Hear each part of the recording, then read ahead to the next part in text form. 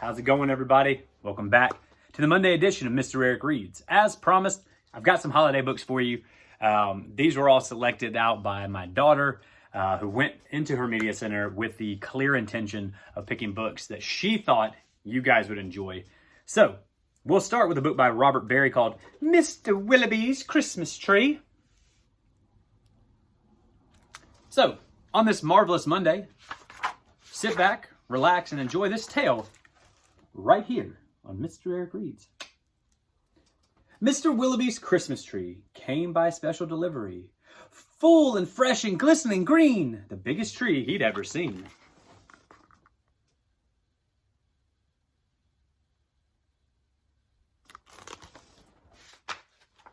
He dashed downstairs to open the door. 'Twas the moment he'd waited for. "A magnificent tree! Splendid!" he cried. "Please, sir, won't you carry it right inside? I think it might look best this year, right in the corner of the parlor here."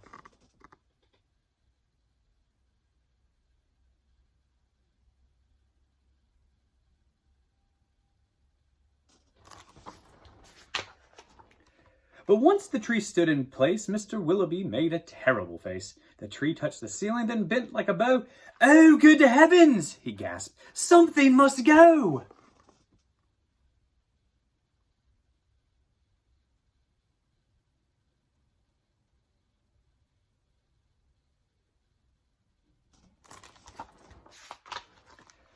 Baxter, the butler, was called on in haste to chop off the top, though it seemed quite a waste.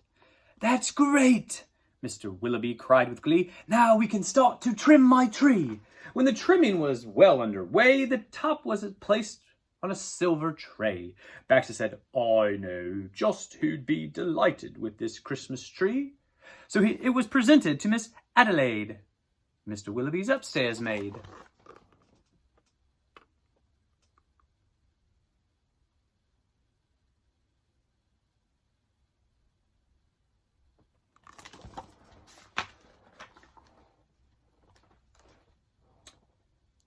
"Won't this tree be a pretty sight when I have it trimmed later tonight? But the top, oh dear, I'm so afraid will have to be cut," sighed Miss Adelaide. And so with scissors long and sharp, she snipped off the top while she hummed a song. The top was set out the very next day to the back of the house to be thrown away.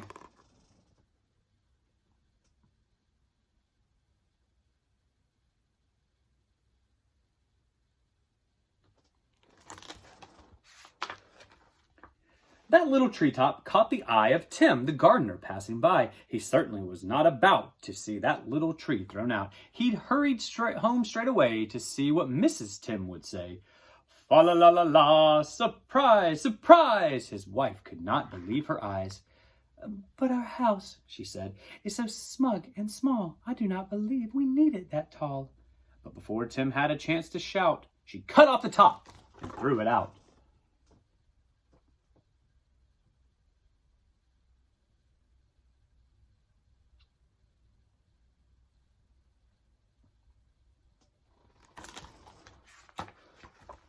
Barnaby Bear was padding by. It almost hit him in the eye. "Now, who would throw away something so very close to Christmas Day? I'll take it home, that's what I'll do. Look, Mama Bear, I've a present for you."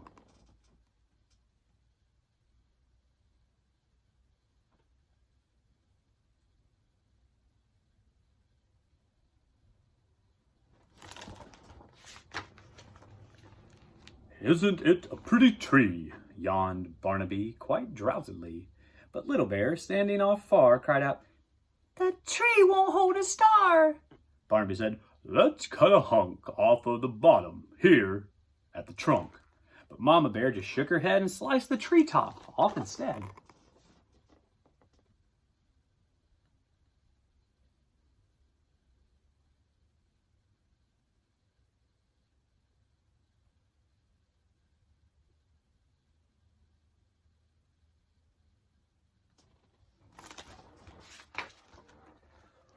"Jolly, by golly," Barnaby said with a kick. "Mama, that surely is just the right trick.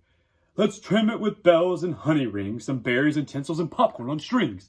Mama said, Trim it just as you like. I've got to tidy up for the night. This top we won't need anymore. I'll just put it outside the door.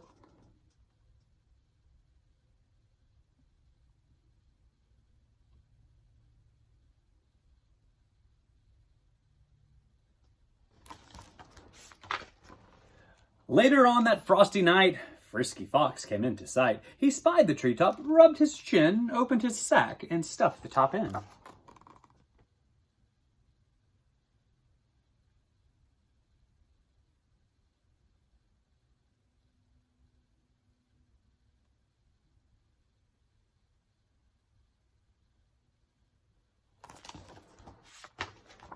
He scampered home and jumped his gate. His Christmas present couldn't wait. It's even better than mincemeat pie, said Mrs. Fox with a happy sigh.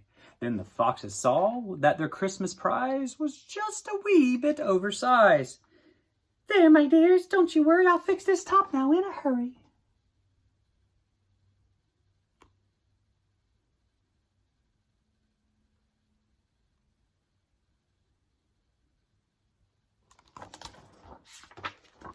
Benjamin Rabbit found it then, just outside the fox's den. It seems, he thought, most certainly, Santa left that for my family. Look, he cried, see the tree I found? With that, he called his family round. Then there was merrymaking, rollicking, frolicking, carrot shaking, celebration around the tree. All were as happy as rabbits can be.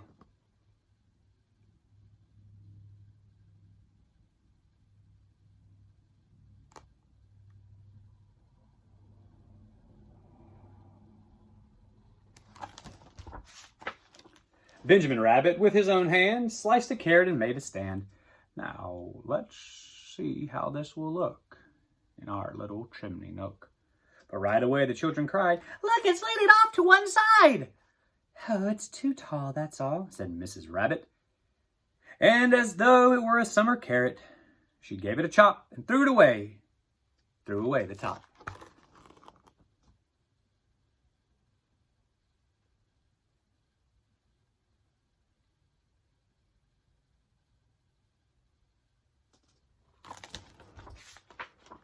Then Mistletoe Mouse just happened to see that teeny tip of a Christmas tree. He pulled it through the snow and ice, up some stairs, he fell down twice. At last he reached his cozy home. It's just the right size, said Mrs. Mouse. Then at the top, if you please, they put a star made out of cheese.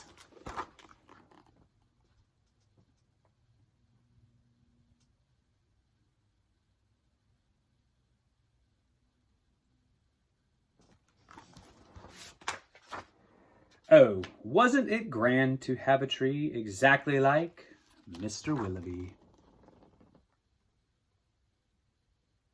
The end. That tale was called Mr. Willowby's Christmas Tree by Robert Barry, right here on Monday's edition of Mr. Eric Reads.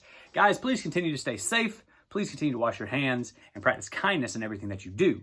And until next time, you young readers and future leaders out there, Mr. Eric signing off. Oh, wait. Be sure to come back tomorrow, because we'll have another book. That's all. Nothing cool. I'm just going to go ahead and end it now. All right, bye.